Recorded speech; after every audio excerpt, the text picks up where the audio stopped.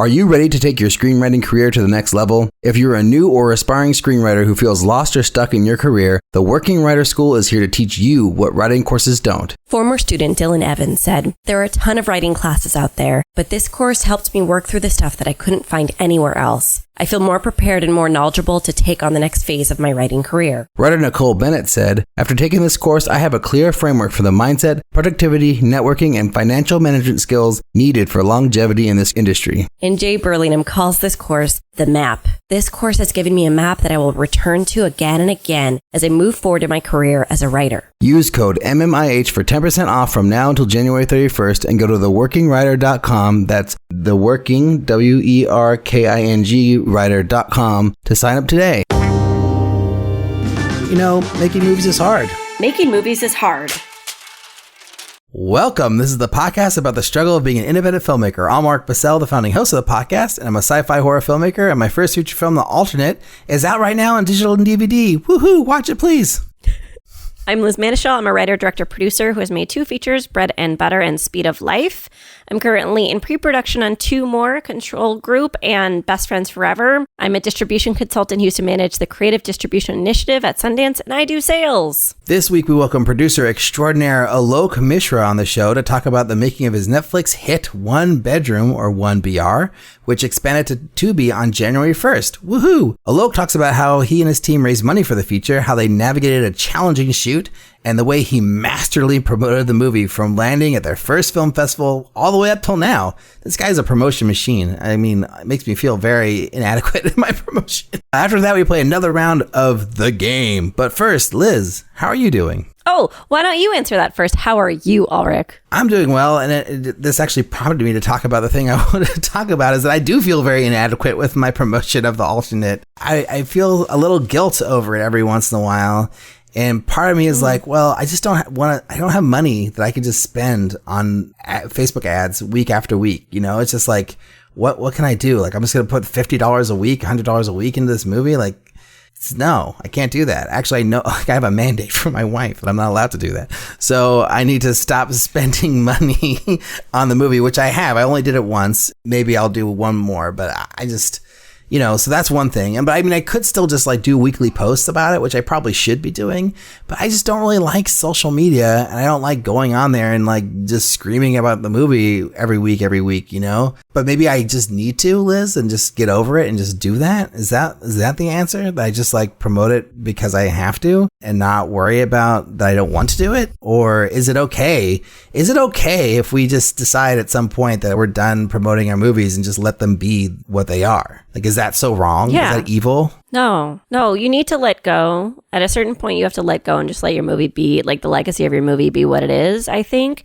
I mean, unless you were someone who had the budget and the bandwidth and that you set that aside for promotion for the next like 2 years, you need to acknowledge that you are giving a percentage of your revenue away to someone else who is doing their own efforts. You did efforts before the film was released, and that's the time that most of your efforts will convert to sales. And right now, it's, what is it, like law of diminishing returns, right? Like you could hustle your ass off, but the momentum is not there in the same way it was before. So I would just let go and relax a little bit. And I think this is like a symptom of being an independent filmmaker, is like not feeling good enough. Like it's just an overall symptom, like feeling like you didn't do enough, because there's no rule book that says you have to post 10 times and you have to get these trade periodicals to cover you. Like there's no actual quota you are encouraged to hit. So that means it could be anything. It could be the sky's the limit in terms of the quota that you personally feel you have to hit.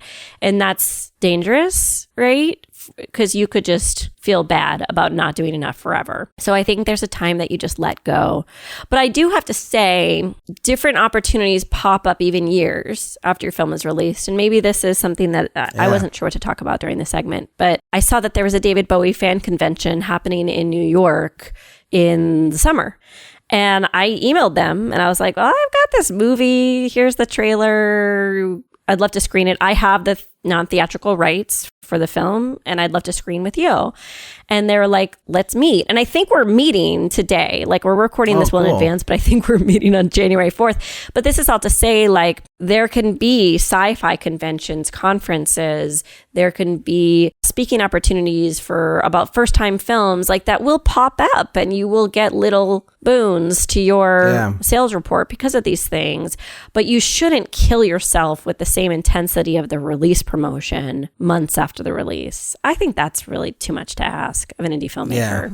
I think what I'm probably going to do is like some sort of end of the year post, just sort of recapping like what happened with the movie and everything, and just like that it's out in the world. Yeah. We got all these wonderful reviews. You can check it out here and there, and then maybe I'll boost it. Maybe I won't, we'll just see. But I think that'll make me feel good. And then, maybe I'll just do every once in a while I'll do something, just for fun, just like a post here, a post there, or whatever. But I want to release myself from the guilt I've been feeling about not promoting my movie. And I thank you for that. I feel like even when you just saying the words you just said, I felt like a weight like lifted off my chest. Good.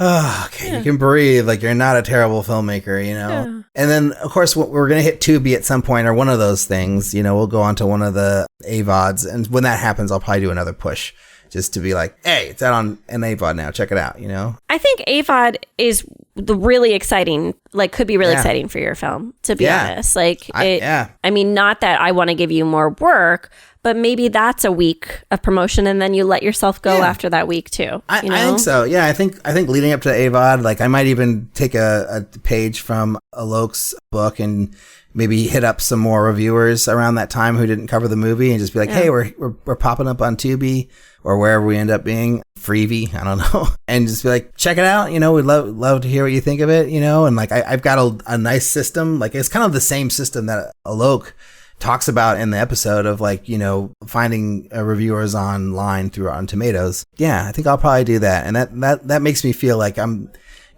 giving the movie its just desserts isn't the right thing. Doing it justice, giving it the attention it needs. And not that I didn't do that before. I totally promoted the shit out of this thing. I think one more hurrah in when that happens will be in order. Yeah. Liz, anything else you want to say? It's New Year's. No. New Year's thing. We're going to talk about New Year's stuff later in the episode, so we can save that. Yeah. One thing that you can also save time to do is to support us on Patreon. Go over to www.patreon.com/MMIH podcast. That's the place that you can, make sure this show stays alive and that Liz and I's voices keep on appearing on the internet every week. We do have sponsors, but like, they come and go. They're here and there, but like, the Patreon is forever. So this is the way that, make sure that, we continue moving forward. And we've got, at this point, this is January 2nd, the entire catalog will be behind the paywall. I am making this pledge right now. So if you want to hear any of the episodes basically earlier than season 7, you'll have to join up on Patreon for $1.99, and then you'll get access to whatever that is, 300 plus episodes of this wonderful show. Like, basically the first couple legs of the Liz era, and the entire Timothy Plain legacy of the show will be behind the paywall. So if you want to know about the beginnings of the podcast and the beginnings of making the alternate, and how Liz ended up on the show in the first place, the only place to go is on Patreon. So check it out. You can also check out Jambox.io. They're a royalty-free music and sound effects company with an emphasis on high-quality cinematic cues. Their composers have worked on soundtracks for Hollywood-level films, working with directors like Michael Bay and Martin Scorsese. They even offer customized plans to fit your needs, which is pretty awesome. So use the code MMIH to get a 20% discount on your yearly subscription today. But without any more delay, here's our chat with Alok Mishra.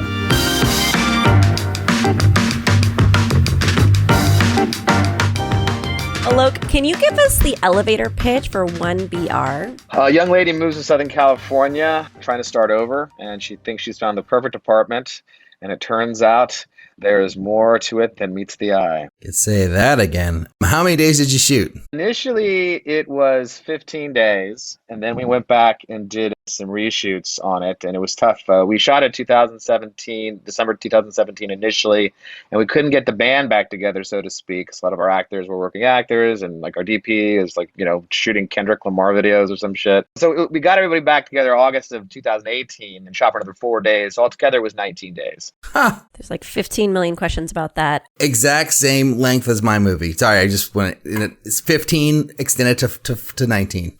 Yep. What can you speak of with regard to the budget? It's SAG ultra low budget, so whatever that means to you. And we definitely hit the top part of that. That's what it was. I can't say more than that because there are other investors and people who are sensitive about disclosing those kinds of things. Although I really feel I wish more people were, even more open, but we are constrained by our constraints. Can you say whether it's the new top end of SAG ultra low budget or the old one? Because you shot in 2017 when there was a different amount. Yeah, it's 250 then and it's 300 now. But even in 2017, you could go a little above if it wasn't directly related to if it was marketing or something like that. So it's in there, let's put it that way. And there was always these exceptions you could get. Like you could apply for like some sort of waiver, and then if like your project meets certain qualifications, and you can go to 850 or whatever. And it's like, you can go to 850 and still pay the SAG people the same amount for the lower tier. Like that's the thing. If you have enough people of color and women and handicapped people, like this is the thing. Yeah. How did you come up with the idea, or how did you get involved with the project? Well, I tested movies for 18 years. I did market research for film, and I did it for all the different studios here in town and in Los Angeles, and also with a lot of the different independent producers and so forth. I kind of got to this point in my life where I was like, what is it all about? And I need to do something else. And so I started trying to look for scripts and investors. And, I have a producing partner, Shane Borster, who also worked on market research with me as well. We started a production company called Malevolent Films, and we decided we were going to try to do elevated horror. That was our sort of missive, like thinking man's horror movies. So we went around and looked for scripts and happened to run into one of my wife's friends from high school is this guy, Allard Cantor. Him and his partner, Jared Murray, have a company called Epicenter. They're managers by trade. And they had a great script from a great writer-director, David Marmer. And they actually sent me that script and another script. We had one of those lunches that you have, like here we use those douchebag lunches in Los Angeles where you talk about what projects you're working on and stuff like this. And you just send me something and they send you something and you don't read it for 6 months because you're a bastard. And then another project falls through and you're like looking for, a movie to do because you're freaking out because like you just lost this other project. Allard has sent us 2 scripts, a movie called Tragedy Girls, which is a terrific film if you've never seen it. Yeah. And this movie. And after I read both scripts, I was like, well, Tragedy Girls is a pass because it's hard to do horror and comedy. Believe me, you don't end up satisfying one audience or the other. It's a really tough thing to get right. And they were like, oh, we just finished shooting that last week. And I was like, oh, what do I know? But the other movie was 1BR. And so we loved the script, met up with David. In fact, the script was really great. And we had to actually take things out of it because we were on a budget. Because we learned a lot. We were first-time filmmakers, and he was a first-time writer-director for feature. So we kind of, like in a way, grew up together. And there's a lot of things I would do different the next time. I can tell you this. There's a lot of things we've learned from doing this first feature. But the thankful thing was that we brought a lot of our own expertise to it in terms of marketing and trying to figure out like a path for the film that I think at the end of the day proved very successful. And the movie itself was very successful at the end of the day for a first feature. But answer the question. That's how we met David. David was the genius who wrote and directed this film. He's definitely one of the nicest guys you'd ever meet. He'll never tell you he went to Harvard. He is like quiet, thoughtful. We had a great working relationship. We had to, as far as that, because this ended up being a much longer production than we thought. And then we ran into just a ton of problems in terms of, even releasing the film with COVID and everything else going on. But he was a great partner. Speaking of that, you got the script. Well, I'm trying to figure out we're trying to construct the timeline, right? So you started shooting in 2017. When did you receive the script, and had you already gathered the financing by that point? Because you made that comment about how you had to adjust the script. Well, so I had actually received it probably, I want to say in, I don't know, November or something like that. And I didn't actually read the script until March. Of 2017 or of what year? Of 2017. Okay. And we thought it was terrific and great, and we started trying to look for money for it. And as one often encounters when one is a first-time filmmaker, as much as I had really great experience experience on the one end of things with like, market research and testing and, crafting a marketing campaign and everything else, no one's going to trust you. So I may have allegedly mortgaged an already paid off house for my portion of the money. Shane, my partner, put in the other portion of it. And then David Marmer actually ended up putting in a very big portion of it as well. And, it wasn't a dumb move. He was betting on himself, and, what better chance to take but then to bet on yourself. So we had a financing basically in place by August of 2017. We kind of went into pre-production not soon after, like September, October, November. We were working out of the epicenter offices of Allard Cantor and Jared Murray, who were the other producers on the film. And we brought on some other experienced producers to kind of help us that had done, a couple more films and stuff, and just started trying to put the pieces together to get David everything he wanted and needed, for the film. Shot the film December 2017, which, for money-grubbing producers, you shoot then because people want to work for a little cheaper because usually they're not working during December. And, of course, we give them like Christmas off and all that stuff, but a week between Christmas and, New Year's Day, let's say, they get that all off, and we come back on the 2nd, 3rd, and 4th and finish everything off. So that was the timeline then. Then we started trying to edit and everything. We thought we were going to have like a director's cut by March, but sadly, David's wife had their baby early. And so he was, stuck with having to take care of this baby and try to like help the editor do something. And he was just losing his mind because he was, sleep deprived and whatever else. And so we didn't really see a director's cut till May.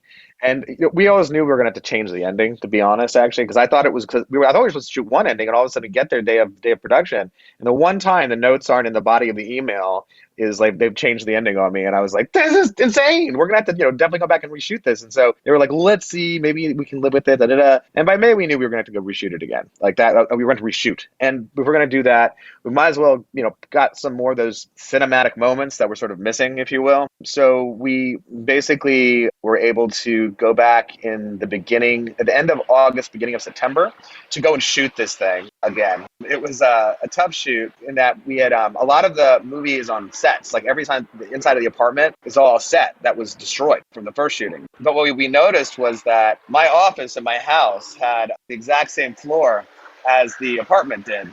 So we were able to reconstruct in a fake way, like there's a wall where someone's putting their hands on the wall, let's say, for example, and different things. We could shift it in just my little office. Well, it's kind of a big office, but like it was enough space to go back and shoot some of those things again, and then reshoot the ending. In fact, we shot 2 different endings at that point and wanted to like test it to decide what the better ending would be. And then we needed to catch a lot of the stuff that was actually at the apartment, which was a functioning apartment, by the way. And that was actually a challenge in its own right. But everyone was really nice there, to be fair. And, some of them wanted to be like in the movie. And I was like, free extra? Money grubbing producer. Sure, you can do it. Sign this waiver. We shot 2 endings and then went into editing it.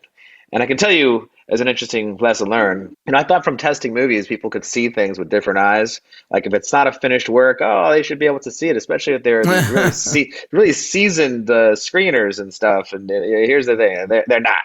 So just never, ever send it to anyone unless it's done. Because we then went on a tear of, now we're, 2018, we're in like, I don't know, we have friends that are, know people at Sundance and South by Southwest and Slam Dance, blah, blah, blah. And all of them, you're rejected by them all. In fact, rejected by like 18 different festivals just because we were like, we got to just try because then we'll be waiting till next year. Da, da, da.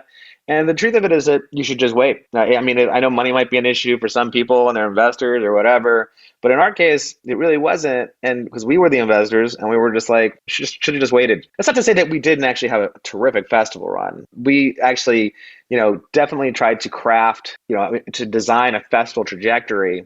And I did so much research into genre festivals, like that Movie Maker magazine let me write like an article about the top 50 of those. We actually, a bunch of producers and myself, horror movie producers, Heather Buckley did The Ranger, and a bunch of people got together. And Peter Polk, who's like our executive producer on this film, but he's like the producer of like X and like Pearl and all the Ty West stuff and everything. He was one of the people on that list too.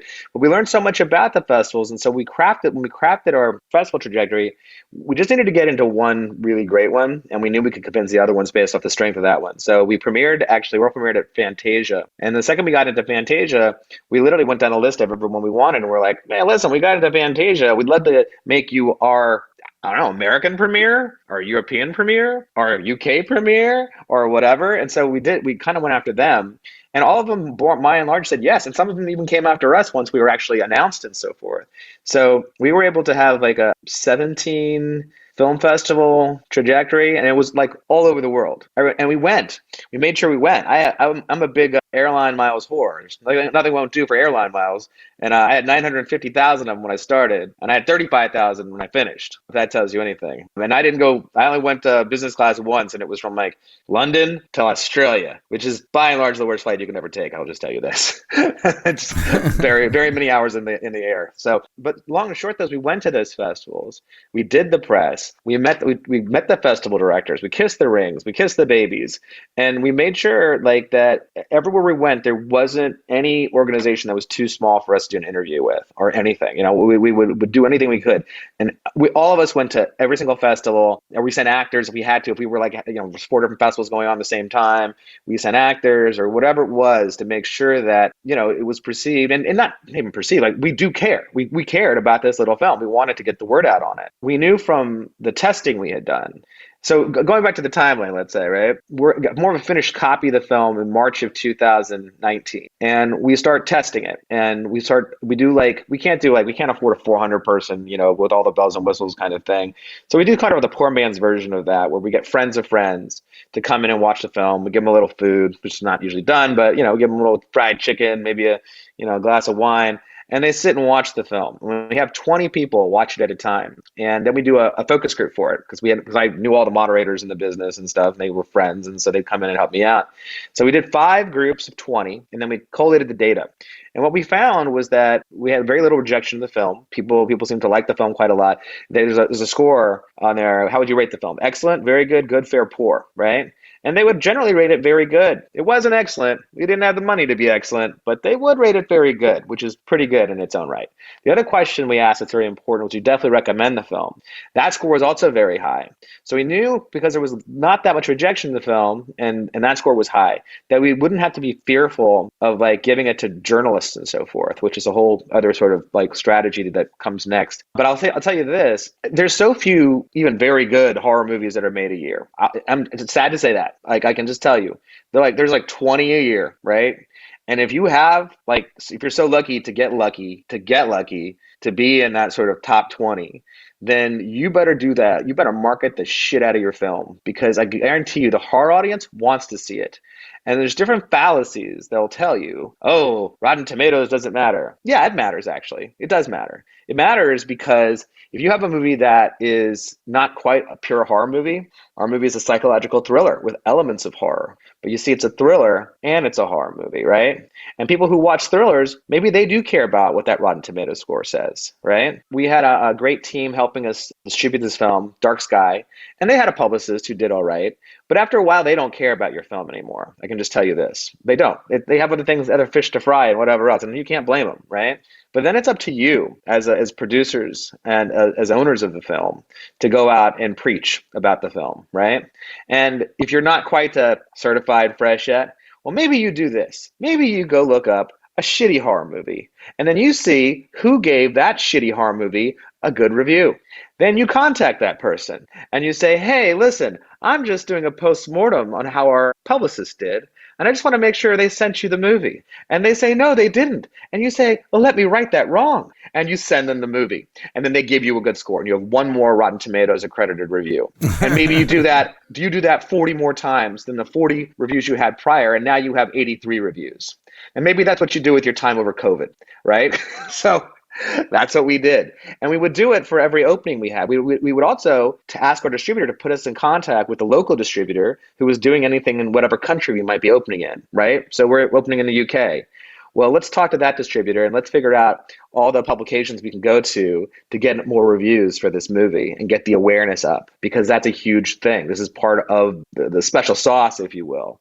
You have to have awareness of the film. There's so many movies that are released in this day and age, and so much shit to watch that people can watch instantly. How do you rise above the noise? Well, I'll tell you, for us, we were supposed to have a theatrical release. It was April of 2020. We're sitting here at the beginning of March, and we're like, this COVID thing will blow over. It'll be fine. And then I'm sitting there by the middle of March, like, we are fucked. We are fucked. I'm sorry, we can curse on here, right? I'm sorry. Yeah. I'm just like, all right. So we decided to shift gears, switching to doing podcasts, switching to doing every interview that we could get our hands on, no matter how big, how small, whatever, it did not matter. We knew that we had something that people weren't going to reject outright. The only thing people ding us for, and this is something we found out from the test screenings actually, was the thing with the cat. Like, we know I knew from testing you're not supposed to kill an animal, right? But this is sort of essential for this story, and this is not a spoiler because it's in the trailer. I'll say this: I wanted to see more of the cat personally. I wanted to see the cat pop out of the oven, its eye explode, or something like that. But the test audience told us they did want to see that, and thankfully we listened to the audience and didn't include that and kind of cut it down even a little bit further and stuff. So I the only thing appreciate people that too. yeah, well, that's the only thing people reject us for, is just that, right? So we knew that we didn't have a lot of rejection. We knew that we needed to do all the press and publicity we could. So we continued working on it. We opened really big on VOD, actually. We got to like number 3 on, horror section of iTunes, and we stayed there. We stayed in the top 5 for like 3 weeks or something like this. It did well all across the board. Google Play, wherever, Like it was just US and Canada had opened up first. And Netflix had actually seen the film and rejected us twice. And we were like, okay, look at these numbers. Just look at these numbers. Just tell us, like, come on. And they were like, all right, we'll take you for very little money, but we'll take you. And we're like, like fools. We're just so happy, right? But this is stuff you learn, right? But you learn that you do want to go on Netflix, because if you have crafted a very good marketing campaign, this is the most amount of eyeballs that are going to see you in the streaming world. That's the truth, actually. We basically found out in May that we were going to be on in August. And we were going to be on VOD until then. So we never, of course, you can't tell anybody because you want to make money on VOD and TVOD or whatever. And so we do that the whole summer. And again, we're all locked up anyway. So it's just like, hey, let's keep on getting these reviews. Let's keep on pumping these Rotten Tomato numbers and everything else. And we did that. By the time we opened on Netflix, we didn't know what was going to happen, to be frank. I mean, like, we had been in every mainstream horror publication and everything, like, over the span of like that, basically that last year. We had appeared in everything a couple times. And we had been, creating our own social media. Like, we run all our own social media accounts. And I mean, it allegedly might be me or other people that help us at times, but we made sure we engaged like all of our, Twitter people, and definitely on Facebook, and any review that would come out, we would thank the reviewer, post the review, whatever, and post it across all social media. And, pretty soon, like, organically, we got a following. I mean, and anybody who would tweet at us, who liked the film, we always tweeted back to them. We always said thank you. We always, told them to please tell your friends. And that's people don't do that enough. And that's one of the main, most important things, is to tell your friends. Tell them to tell their friends if they liked it. If they don't like it, be quiet. But if you can convince them to do it, which we did, and we made sort of a real community out of it. I don't know if you've gone on the Twitter, but we kind of treat it like it's a real cult, actually.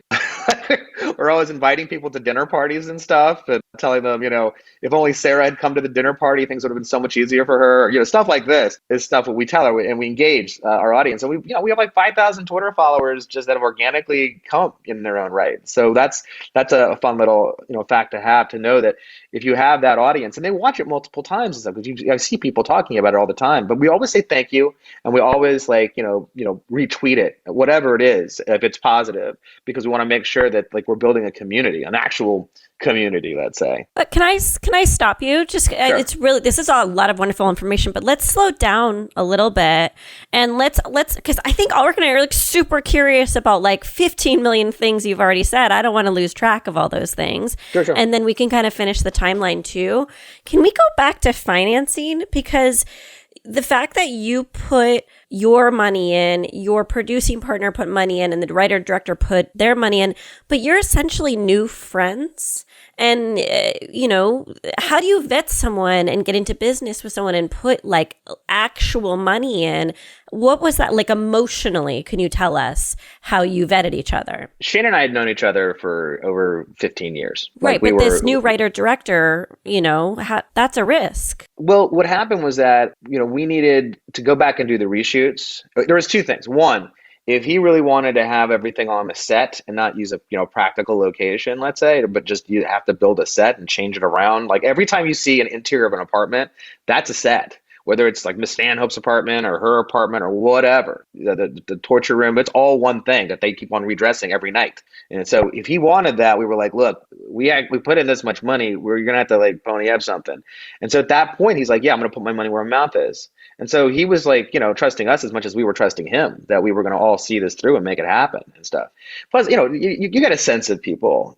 Dave's a genuinely sweet, like smart, like really put together guy. Like he is just, it's one of those people, like I know I'll be friends with him the rest of my life. Like that's the kind of guy he is. And the other producers were, much the same as well. And so we were like, we were in this broken down car that kept on breaking down. And like we had so many different bad things that happened that we all kept our cool for. And that also reinforced that, okay, this is the right team. This is a great team. We're all the same. We handle problems the same way. We're not yelling at people. We're like, okay, what happened? Okay, how do we fix it? Let's think of this, right? So that gave us, I guess, the confidence or emotional, like, I mean, we knew our hearts were all in the right place to want to put the money in to do these things. I mean, look, it's always a gamble. All this is gambling. Filmmaking is like, the Wild Wild West. You don't know. I mean, you never know if it's going to work. You just pray to God, it's gambling. It is gambling. Like, I mean, there's so few films that make their money back. I mean, that's sad to say. I mean, it's what it is. But, that's because of like, predatory distribution people and different things like that, which I'm happy to talk about. But, that's a whole ball of wax. It's just a mess. Like that needs to be restructured in some way, or it's being restructured, hopefully, with these AVOD platforms doing something, So my point is, to answer your question, we felt we had the right team. Dave started putting his money in at the end. So he started putting his money in for, when we'd already put our money in. And then when we did the reshoots, it was, a lot of it was just his money. That's how we felt. And that's why and how it happened, I guess. So when the movie's done and you're in your festival run, between, having it go out to Netflix and, being in festivals, did you sign with a distributor? And what was that like? Or did you just self-distribute when you went on TVOD before you went to Netflix? Well, Dark Sky was your sales company, you said. They're a distributor. They're our worldwide distributor. Got it. What happened was that we purposely, when we were premiering at Fantasia, we had all these companies that like, oh, send us your movie, you want to see it? Like, no, you can come to the screening if you want, but we're not sending out anything until those 2 screenings are done, and that'll be that. And right after those screenings are done, great review in Variety, great review in Hollywood Reporter. I mean, we have like 15 reviews that come up right away with 1 negative, right? All right, there's always got to be one, That then starts a bidding war. We start meeting with people while we're there. Okay, we'll meet with you. We'll meet with you. With 6 different people were interested in the film, right? And we had been researching distributors, and we knew there's like a lot of crooked people in this business. Like, I'll just say, like, some of them are like real big ones, and they got like 90 movies they release in a month. And you're like, how you paid attention to this film if you got 90 movies? You aren't. And the truth of the matter is that they're not. I mean, they may have a publicist. And I mean, we had a publicist actually at the festival level, right? We hired a publicist for like 3 different festivals, and it was amazing money spent because you want to, this is the first silo that you have, you're launching to get awareness, right? The awareness is starting here, right? And it's gonna spread. And we had some distributors that are like, oh, I don't want you in so many festivals. And I'm like, listen, if 200 people in Australia is gonna break you, then we have bigger problems than that. Like, if you can't figure that, this is free promotion. If the movie is good, they're gonna tell their fucking friends, and then they're gonna tell their friends, and then it's on everyone's radar. And like, for example, in Australia, we were number 1 on iTunes for 2 weeks in New Zealand. Like, I don't have that many friends over there to like do whatever. Well, we did 10 interviews, and we did got 10 different reviews and sought out people to get reviews and blah, blah, blah, blah, blah. Like, I mean, we did all those things, and that's why it opened, because it had awareness first, because it was in the Melbourne Monster Fest, which is a terrific film festival, by the way. And then it had the initial release, and we had all the press behind it. At every stage of the game, there's press pushes. There should be press pushes. But going back to your question, there were 6 different people that are interested. We researched who we thought was the most honest. I mean, they're all gonna like pad some stuff. All of them do it. They do it so much that they just accept it. Like, it's like honor among thieves or something. You know what I mean? Like, oh, your trailer cost $10,000. I think it was like more like 5, but whatever, You have to cap your marketing expense. That's another big fact for people to understand. Like, don't ever let them tell you that it needs to be like $95,000 or some shit. Even if you're going to release theatrically, let me just tell you, they're probably not going to release you more than like 3 to 5 screens, maybe 15 if you're lucky, right? So they're going to say that that's where the money went. No, no, no. The money went for them taking people out at AFM on your dime to sell, quote unquote, sell your film. There's a lot of horrible things that happened, but we knew Dark Sky was honest, as honest they could be, because the fact of the matter is that they will then give it out to other distributors around the world. And those distributors might not be as honest, let me just say. Not all of them, right? Just fact. But as long as they are, we had our executive producer, Peter Polk. He had dealt with them on a couple different other projects, House of the Devil and, a bunch of other things. And we had another guy that we're doing a film with, Marcel Sarmiento, who did the movie Dead Girl. And Dead Girl was also through Dark Sky as well. And both these cats were like, we vouch for them. I get a quarterly report and I get a check. I've never had to chase anybody for money in my life in regards to that company. Also, that company is a mom and pop boutique. They do care. They do care to the extent that they can about the marketing. I do care about, giving you the right tools by, we worked on our trailer quite a lot. We worked on our poster quite a lot. Our trailer got nominated for a Golden Trailer Award. We lost to the Joker. We worked really hard on all of this stuff, right? It was like, we put them through it. Let's put it that way. We went back and forth for months, and they were willing to let us do it because I used to test trailers for a living in addition to testing movies. So maybe I know something. I don't know, but we don't want to give a whole movie away. How about that? That's the thing for me like that. So anyway, it's good. We had those partners. To answer your question, we had those partners, and we dragged our feet a little bit to finally sign papers with them because we wanted to definitely make sure we did our festival run that we in our heads had planned. And so we did that. We pretty much did every single festival we were supposed to do, except for when we were going to premiere, we were supposed to do Chattanooga, and it was COVID time. So we didn't do that. And I didn't want to do any virtual festival shit because, like, God knows, the first day you're on TVOD, your movie is already pirated. So I didn't want them to take any chances, even though they would tell you otherwise. Just a quick follow-up on that. For Dark Sky, did they give you an MG? Like, were you kind of recouped from that? Because you said it was a bidding war. So in my mind, bidding war sounds exciting, but I'm not sure what that meant really as far as financials, We got a good MG. It did not make us whole, but it was very good for the time and we talked to some friends about, like, all right, like, when you were a first-time writer director, first-time producers, like, what could you expect? And they were like, you'd be lucky to get this. And we got, like, 20 grand better than that. So we were like, all right, this is good enough. And to be fair, the other companies that matched that offer, none of them were willing to go more.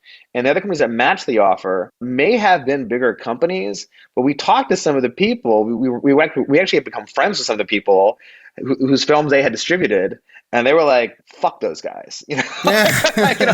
So we were like, all right, good to know.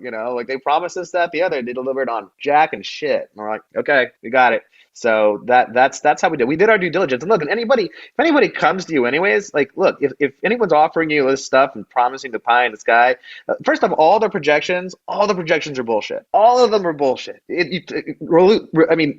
Divided by 6. That's the reality of whatever they're giving you for projections. Okay. And that happens across the board. It's just like, it's an infamous, like, part of the business. You got to go with people who are honest. You got to go with people who've been in business a while, right? At any one time, like, any of these companies can be sold. And now you're dealing with a whole different entity, and you're like, holy shit, this company that was so great and was giving my quarterly reports has now, like, been absorbed by this much bigger conglomerate that doesn't give a shit about me and won't return emails, right?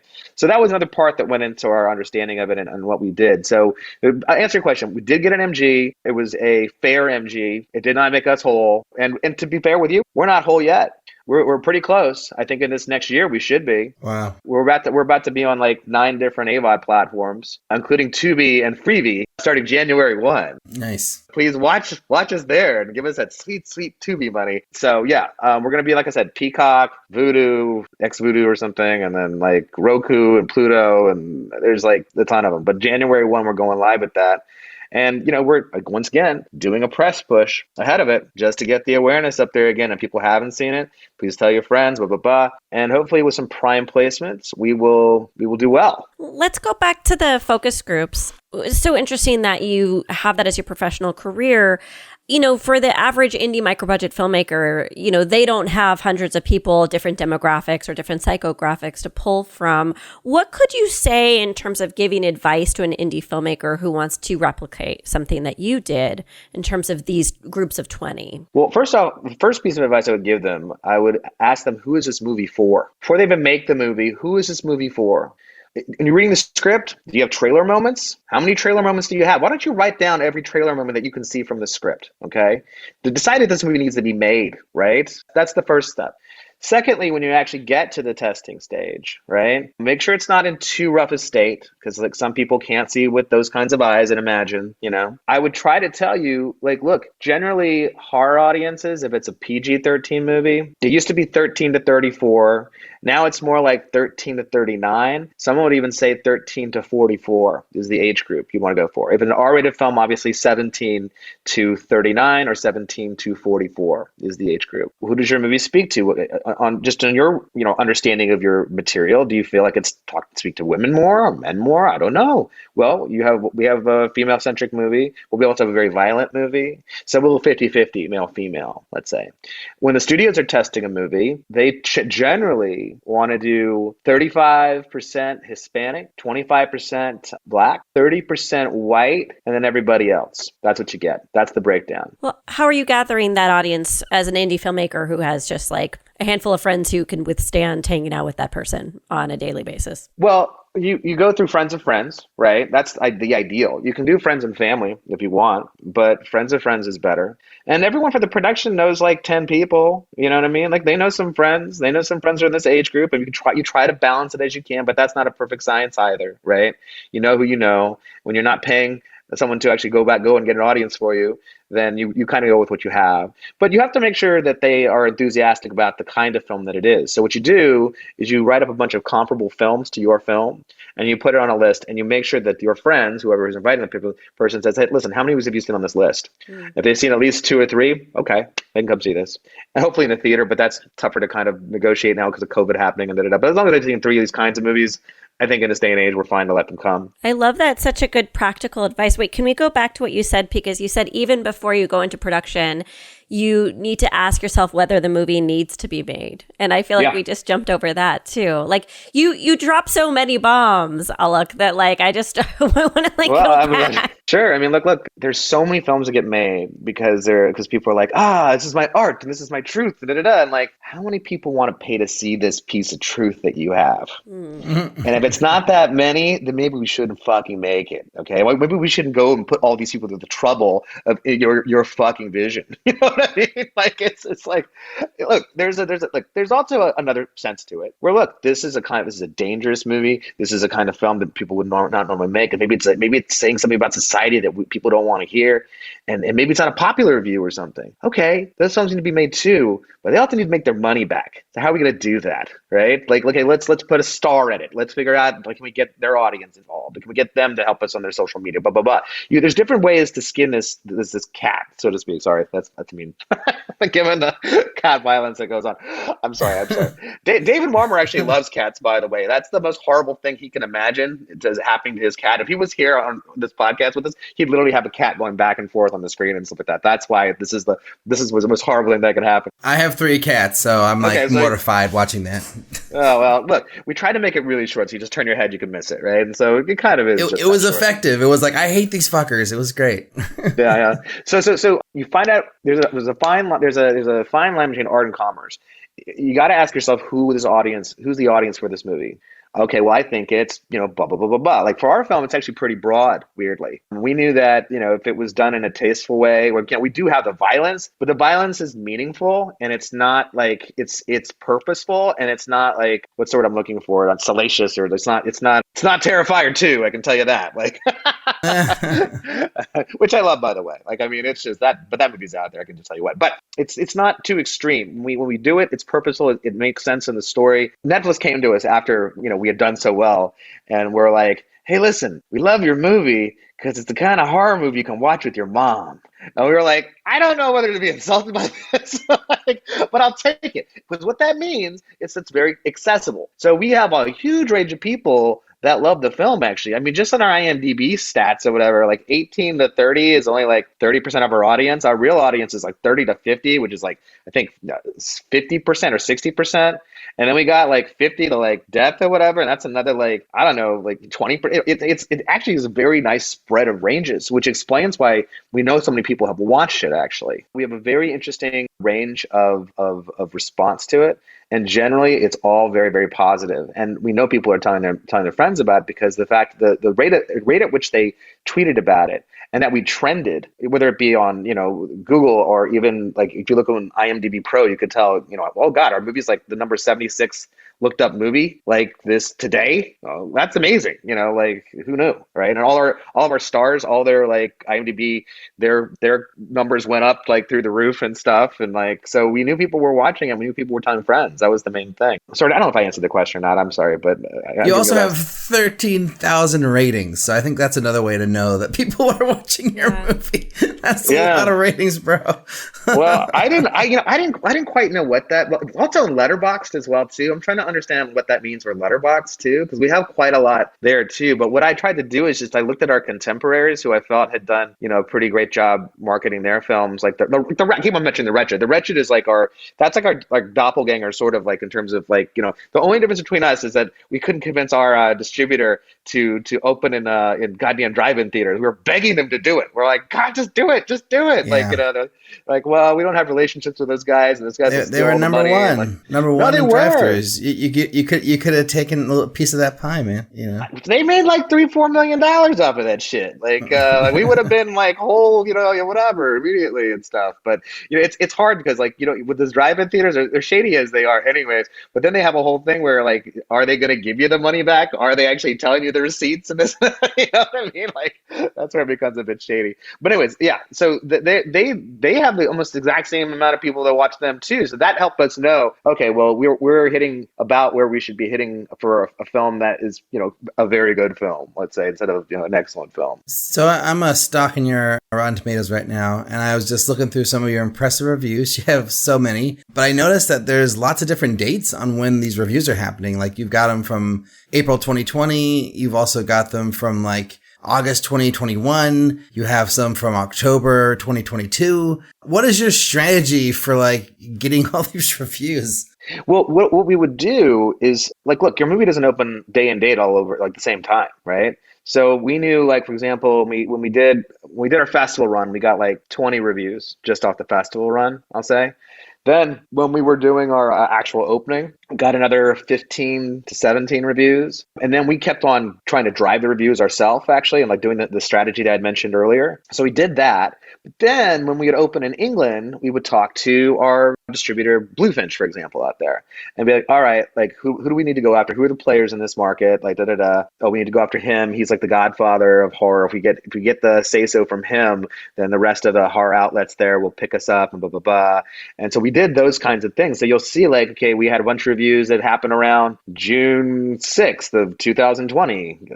That's another burst we have. Then it opens on Australia. I don't know. No, then we're on Netflix in 2020, like in August. So then there's another burst of like flurry of reviews. And then it opens in October in Australia and New Zealand. So there's another flurry of reviews. Every time there's an opening, if we could, we tried to work with the local distributor to try to see if we could get, reviews for Japan, reviews for Germany when it's open, reviews for Scandinavia. There's 4 or 5 different countries over there and stuff, right? And what we did is we would talk to the people whose festivals we went to. We were in Night Visions in Helsinki, right, in Finland. And we became good friends with these people, actually.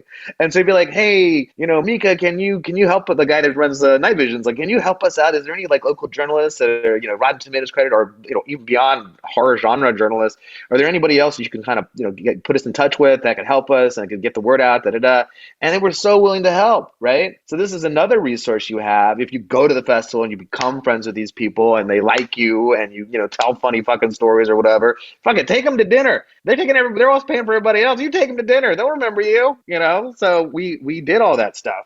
And so when we opened up these different territories, we would this is the playbook. Do it again. Do it again. Do it again. And so we kept on doing it. And, the funny thing is, like, we were on Netflix for the last 2 years, but for some reason, the second year of the deal, they took us off from like August to January, right during Halloween. And we were like, what? Why are you doing this? Like, this is the best time to have us on Netflix. And they didn't want to listen to us. We were on this year during Halloween for the first time because we were off every streamer except for being on TVOD about that last year when they took us off. This year, just completely unexpected, we got 3 reviews. We got 3 reviews in October. And it's a Halloween movie. It's always on everyone's top horror movies on Netflix. And now it's been like top horror movies on Amazon and top horror movies on Shudder kind of thing too. We finally got free of our exclusivity from Netflix this last July. And so we had all these different new people, new eyes that are seeing us in this and that. And you see it in the social media when people are tweeting about it. You're like, oh, okay, this is interesting. But I'll say this. Nothing has been bigger than Netflix as far as people, the accessibility and people watching it there and then talking to their friends and talking on social media about it. Say what you want about it. It's still the biggest, baddest, whatever in the jungle, right? That's the truth of it. That's the real truth. Like I said, this last October, like we just had 3 reviews and I don't know why. Like, it's like, okay, I'll take them. They're all positive. It's 83 reviews. I mean, we're at 88% right now. If we get another, I think 3 reviews, we'll be to 89%. So if someone wants to do like a review about it one day again, lose Rotten Tomatoes, please watch it and give us another review. I'll take it. if it's positive, if it's positive. We'll try to do our best. Well, this could be an official call to action. Anyone who's listening, please do a Rotten Tomatoes review on this film. It is time for our final 6 questions, though, so I'm going to jump right in. Alok, what is the first film you ever made, and how do you feel about it now? I made a short film in 1999. I produced a short film in 1999. There was a parody there was a television show called The E! True Hollywood Story. And we did the E! True Hollywood Story of Jar Jar Binks. And it may allegedly be on YouTube someplace, I don't know. But what happened was that the E! channel, it was like, there was a thing called, what was it? iMovie or iSomething. What was it called? It was YouTube before YouTube was. And it was like this little movie was like number 1 on there, and everyone was really excited. And the E! channel was even excited about it. And they were going to do a story on Star Wars shorts. And they did. And we're supposed to be in it, and all of a sudden we're not. And what happens is that they got mad because of even though it was guys of parody, someone at their legal lost their mind. And so we were like, okay, we knew this day could come. So we have an F True Hollywood Story available and ready. And they didn't want to do it because they were just scared that he would sue them or something like that. And so we were able to like get this thing out there in another fashion, and it just blew up. Like we were interviewed on CNN, we were in Entertainment Weekly, we were in Daily Variety and Hollywood Reporter and all this shit. And here's the problem. Lesson is this. We took a year to make this thing. We didn't work on anything else but this. And when they came to you and say, hey, what do you got next, buddy? And you have nothing, then you're a moron. And that was the hard lesson learned from that. But that was my first film that we ever made. And what's the best filmmaking advice you've ever received? I would say vet your distributors. If someone's coming to you, go on IMDb Pro, look up like 5 of the films they represent, call those people. Producers are usually really, really willing to talk to you and tell you, like, look, this guy's bad news. They're horrible people. They did this to me. They did that to me. Da da da. Vet your distributor, because people go through so much trouble to make this movie and do this and do that, and maybe it turns out to be good. You're so fucking lucky. You're in that top 20 that exists every year in this genre, right? And then you get to this, and then they fuck you, right? So that's what I would say. Vet your distributors. That's one of the most important pieces of advice I could give. What's the worst filmmaking advice you've ever received or heard? The Rotten Tomatoes didn't matter. I mean, look at this. You go to Peacock. You know what's on Peacock? Oh, it's your movie. And also there's a Rotten Tomatoes score right there. And when people are scrolling through all this crap, they're like, the other thing too is, in terms of advice, is make sure you have a fucking good poster. In this day and age, unless it's an interesting poster, people are not going to stop for you and they're not going to see what it is. But Rotten Tomatoes matters. If it's just a blood fest, a gore fest, and maybe it doesn't matter as much, but if you have something that it's a sub niche or a cross genre type of film, it absolutely does matter. And streamers are putting that up nowadays. So think of that, even in the TVOD sense, like on iTunes or wherever, like that little number is going to help people say, well, I'll take a chance on this film. Let's see, it's got some good reviews. It's certified fresh, that kind of thing. So that's what I would tell you. Do you have a goal as a filmmaker? I want to make thoughtful horror movies. I want to make horror movies that aren't like hopefully as predictable. Hopefully, we have a bunch of projects that we're very close to going forth with, including a sequel to 1BR. I want to make something that hopefully is original, or at least you haven't seen it in a long time. So there's a brand new audience for it. If you could go back in time, what's the piece of advice you would give yourself? Don't hire an actress. If you hire an actress, a popular TV actress, and she then wants you to hire her friend or her, alleged boyfriend, we don't know. Just know if she drops out, he's probably going to drop out too. So maybe you don't do that next time. Maybe you don't hire people who know each other so much. Maybe that you don't do that. And an encouragement for everyone to read the article for Movie Maker that you wrote. We didn't get into 1/8 of all the things you talked about on that. And it's really edifying for indie filmmakers to read that. Yeah, it's a horrifying experience production. It really is. And we had so many things that went wrong. And like I said, there's an article, Movie Maker, about it, which is like just, it's not to be believed, but it is obviously sadly true. Just go read it.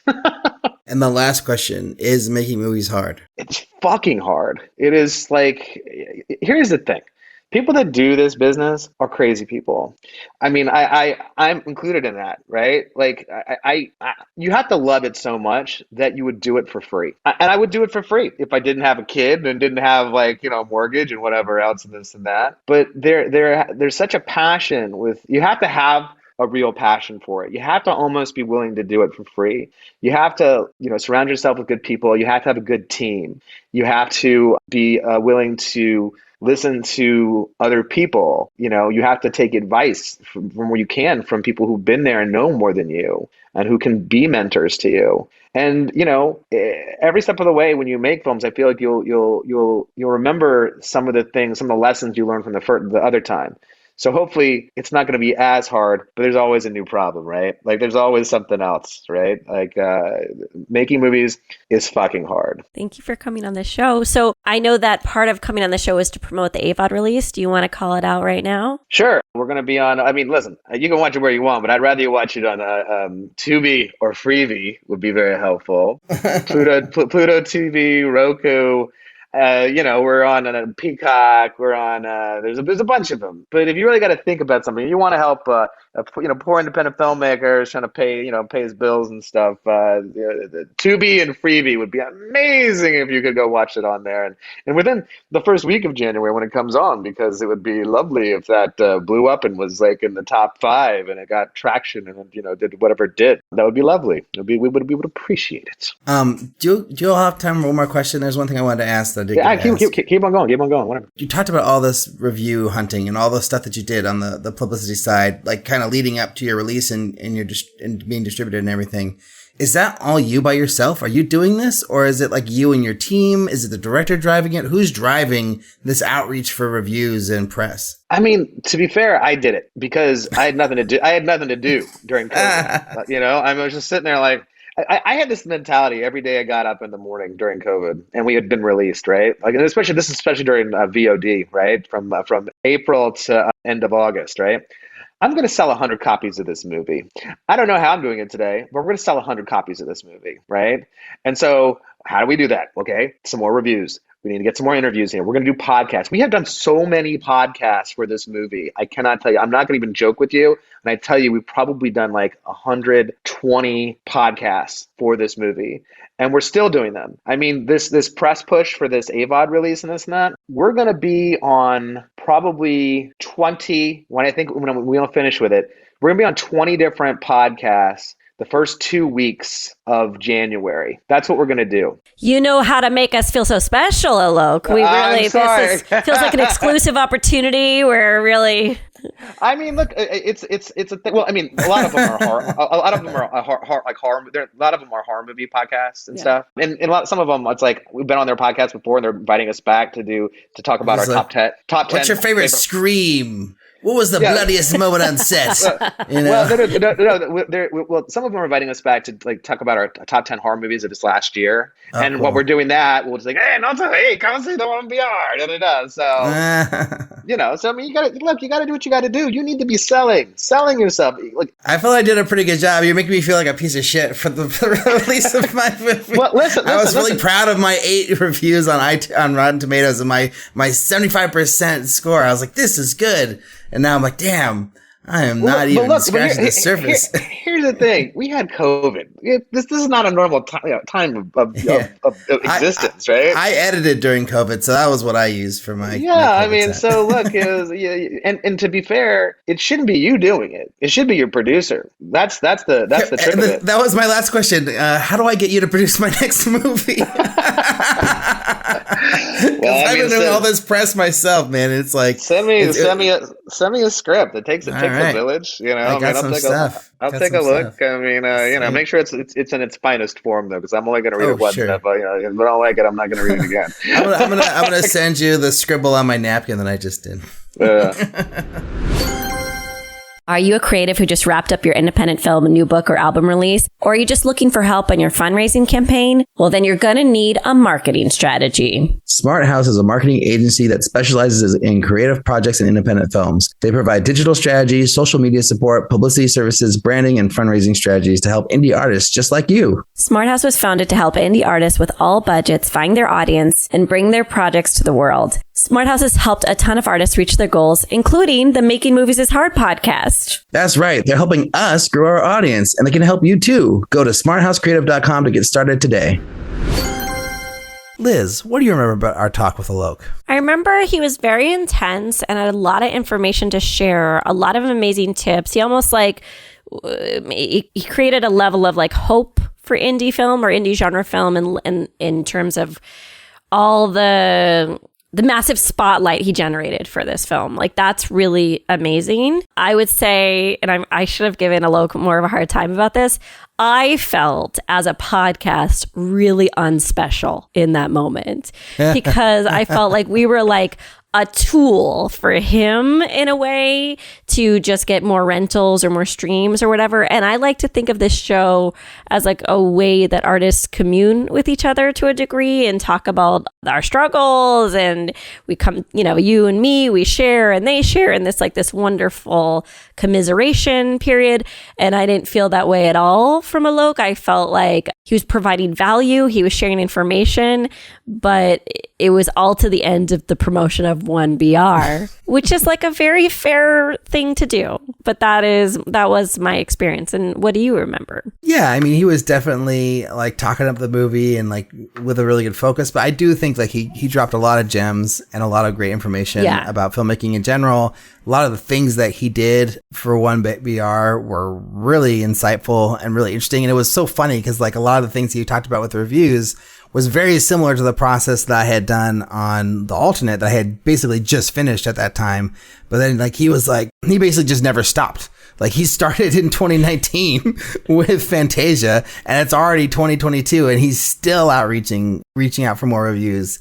And they have an impressive Rotten Tomatoes score and a really impressive amount of reviews on Rotten Tomatoes. I mean, he's got a lot of attention on IMDb. It's just got a lot of everything. Like, they really did a great job promoting this movie. It's on Netflix, for crying out loud. It's going to be on Tubi now. It's like, this movie is a fucking force. And I think it's a force because of Alok. Because this guy's a force. This guy's crazy, man. Yeah. He's an insane promoter. And I mean, I feel like that's the producer I want to work with on my next movie, is somebody who is a promotion machine, where I don't have to be the promotion machine, where I can have some support in that work. I mean, I didn't even realize Fantasia 2019. It wasn't even 2020 Fantasia. It was 2019 Fantasia when their movie hit.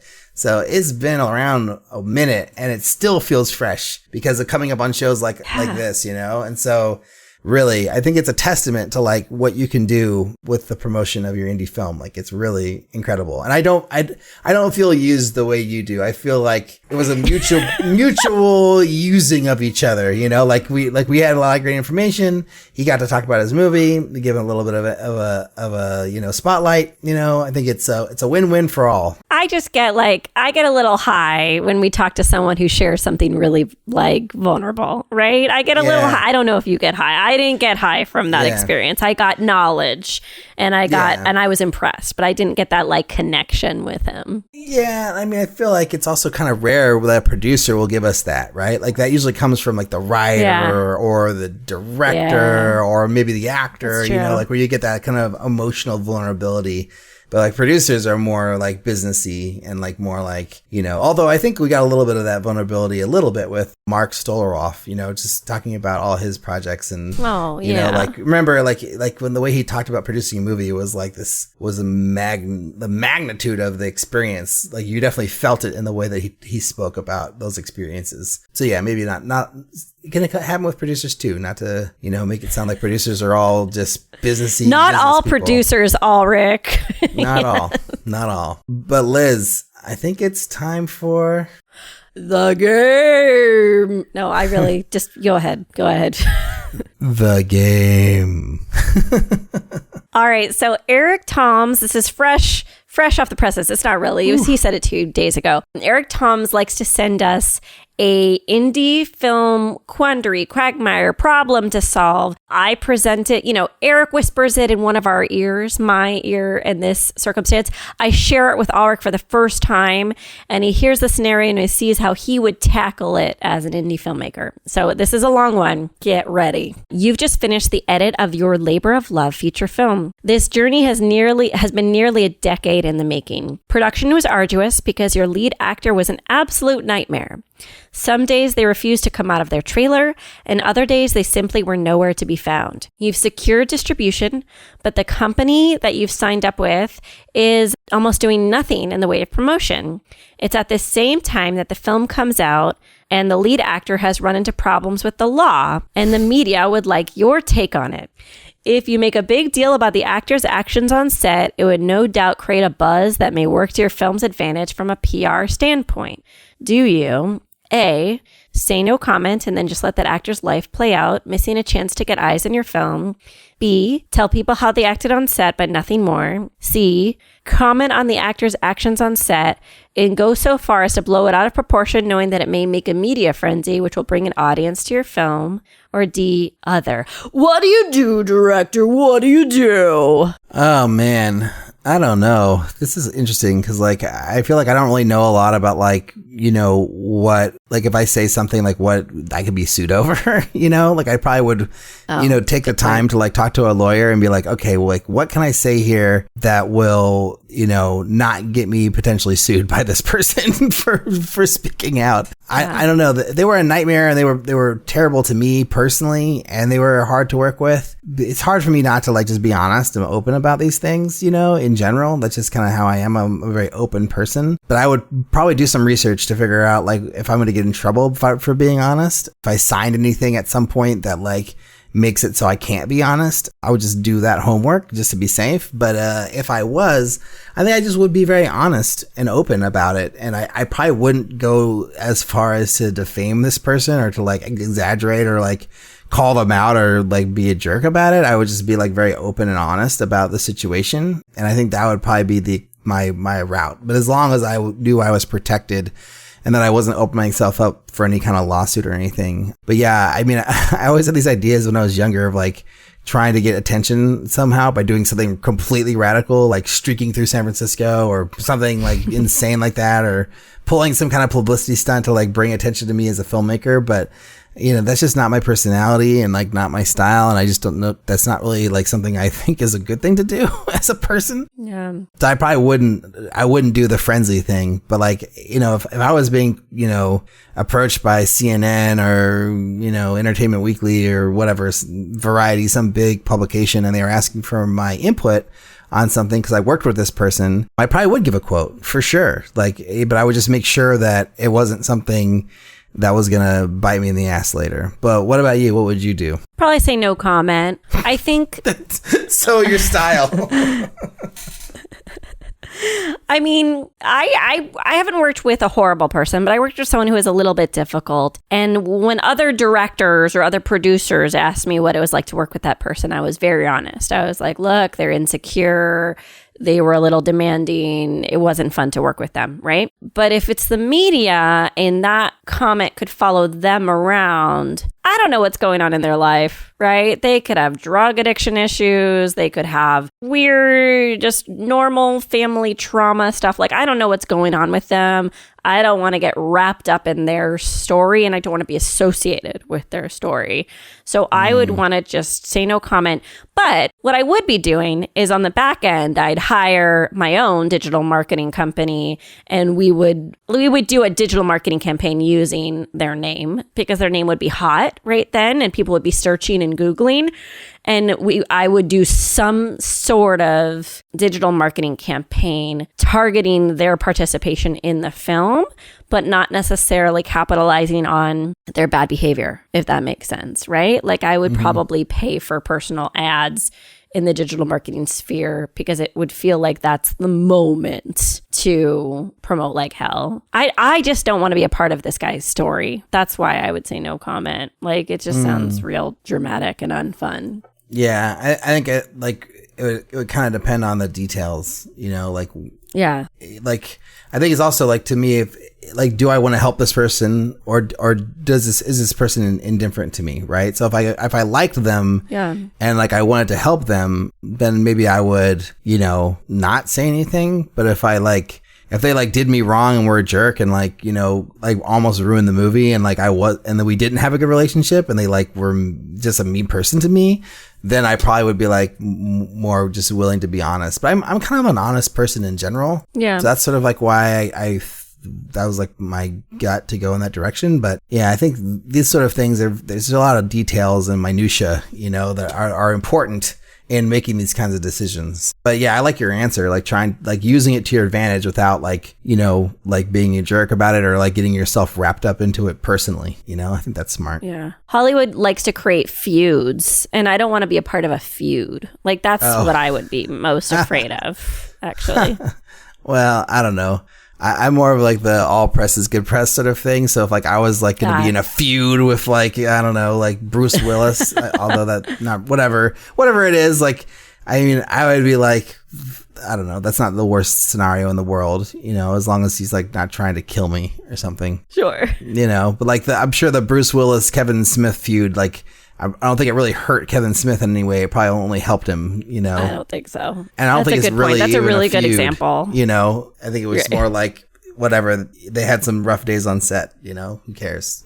No big deal. All right, there's a little bonus thing I want to talk about. You know, it's the new year, Liz. It's you know, January 2nd. I just want to know, like, I mean, you've got so much shit going on. Like, like, I don't even know what's going on with you. You've got like 2 or 3 movies you're working on. You've got a musical you're writing. You got an anthology movie. You've got this. You've got that. You've got some personal stuff. You got all these things.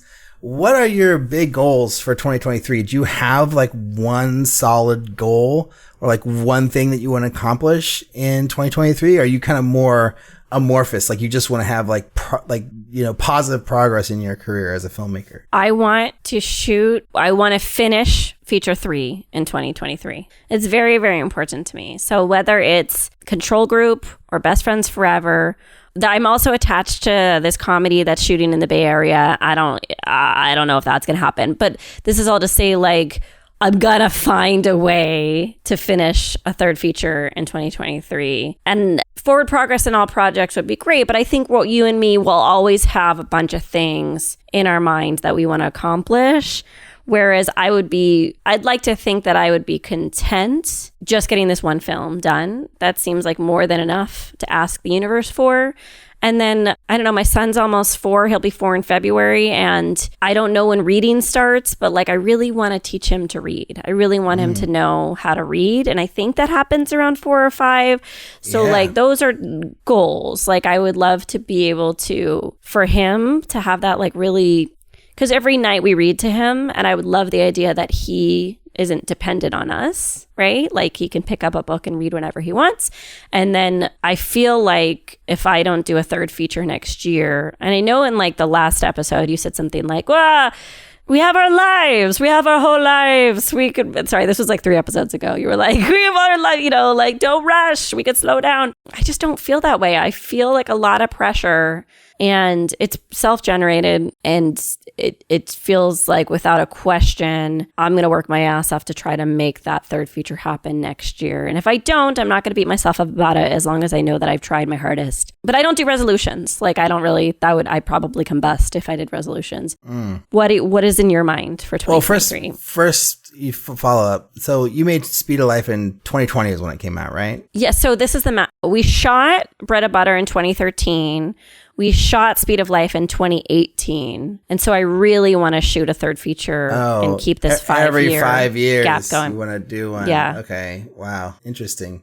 And that's the motivation, is that you want to have the 5-year gap, and you feel like if you wait longer, then you'll be failing in some way. Well, it's that, and it's also like, I don't want to get too much into it, but if we decide to have a second kid, and if we're so lucky to have a second kid, I know that that's going to make things more difficult for me as a creator, right? True. So there's also like a biological timeline here at play, because I'm 38 and like there's very few chances, at this age, things get crazier. So it's not just that. It's like, it feels like all of these forces are combining to put like a lot of pressure on this year for me. Yeah. Well, if you're a 5-year plan, that would be kind of sweet if you shot a movie in 2023 and then like let's say you ended up having a second kid.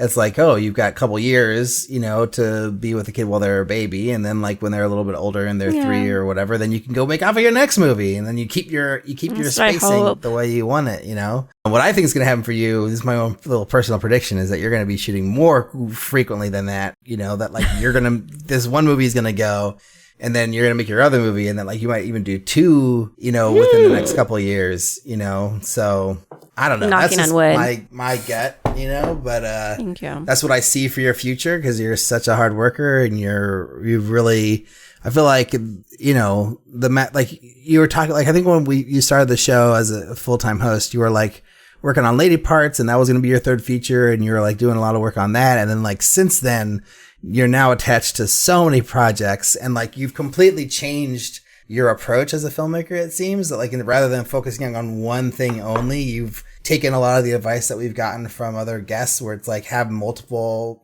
pots going at once. Like don't just have one, and I think that's going to lead to an explosion of creativity. So very exciting to see the growth. And yeah, I'm really excited about your Patreon thing, because I feel like you've had a lot of success with that in the few weeks that you've been doing it. And so I'm excited to see what that happens with that in 2023. Thank you. Thanks, Ulrich. For me, yeah, I have less like urgency of like making my next movie. I mean, I would love to shoot a movie in 2023. I would be like over the moon if this one I'm working on happens, but like I'm not going to put any weight or pressure like I have to shoot feature 2 in 2023. I mean, it'd be so cool, but like, I definitely want to like just wait for the right time, like either, the right movie, the right offer comes, or I get to direct it and get paid to do it, which would be incredible, or the movie that I need to make flows out of me and I feel compelled to push it into production, whatever it is. I'll wait for that to happen when it needs to happen. One thing I will say, I would love to finish my next script in 2023. So I have one that I'm like 50% done on. I've got another one that I'd love to write from the beginning, but like I'm not even I'm going to make it a roll softball for me. Like any feature script, if I can just finish a full draft, beginning to end of one feature script in 2023, that's like what I'm aiming for, what my goal is. And I mean, of course, if I don't hit that and other things happen, I won't beat myself up about it, but that is what I'm hoping to achieve in 2023. Because it'd be really cool to go to Austin next year and be like, I wrote my next movie, blah. And like, maybe I'll place in Austin. Probably not. I'm definitely not going to say that that's going to happen, but I'll probably, if I get it ready in time to submit it, that would be pretty cool to like at least submit something to Austin and have the chance of placing. That would be neat. So we'll see. All exciting things. I'm very feel very excited about where I'm at as a filmmaker. It feels really great to have the movie out in the world. I'm really like thrilled every time I get an email or a text from somebody saying they watched it. I don't know if I talked about it on the show, but this guy I met at Austin texted me over Thanksgiving and showed me photos of his screen watching my movie with his mom, like either the day before or the day after Thanksgiving. Thanksgiving, or maybe even on Thanksgiving. I don't know. And it was just so sweet. He's like, I went home for Thanksgiving and I watched my movie with your mom. I loved it. Here are all my questions, whatever. And it was just so sweet. So yeah, I make sure to get this guy's name right. I think it's Jacoby. But yeah, Jacoby from Austin, much love for you for that email and that interchange. Interesting to watch that with your mom, right? Like, I wouldn't necessarily think it's family viewing, but I love that he's close enough with his mom to watch it together. I think maybe it was because, he's an aspiring filmmaker, and it's like, oh, I met this filmmaker in Austin who made this movie. Let's check it out. This is what I want to do with my life. Like, I hope to be making my own movie someday, and I think he likes sci-fi, and maybe his mom likes sci-fi. I don't know. So maybe I could see the reasons of making sense. But basically, I'm super honored that he did that.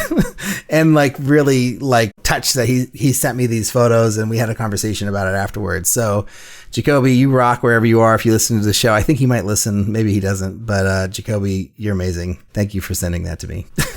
Ulrich, I want to do for you what you did for me and say something very supportive and genuine. And I just want to say that you should be very proud. You should be very proud.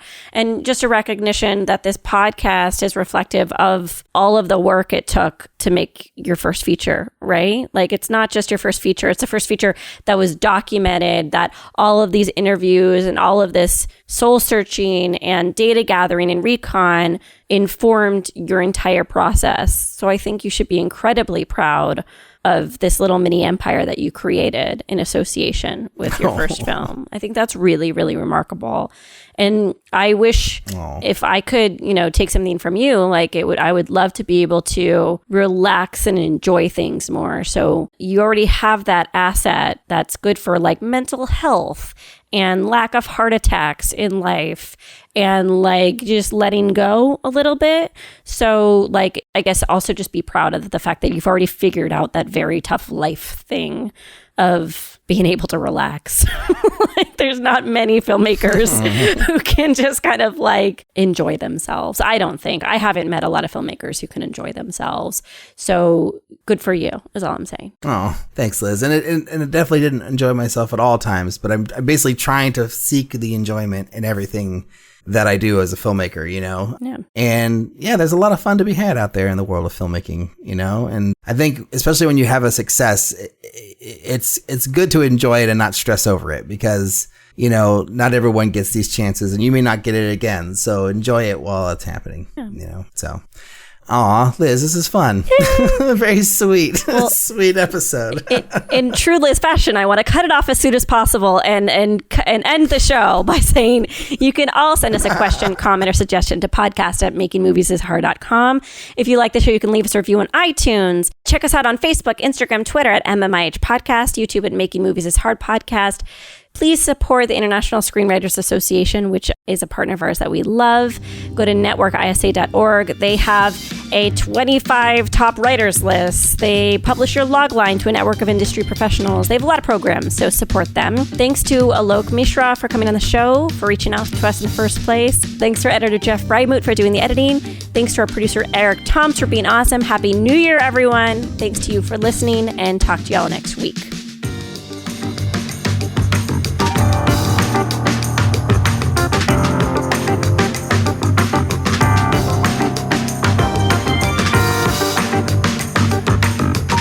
Alok talks about how he and his team raise money for the feature. Bad, Jeff. I'm going to do that again.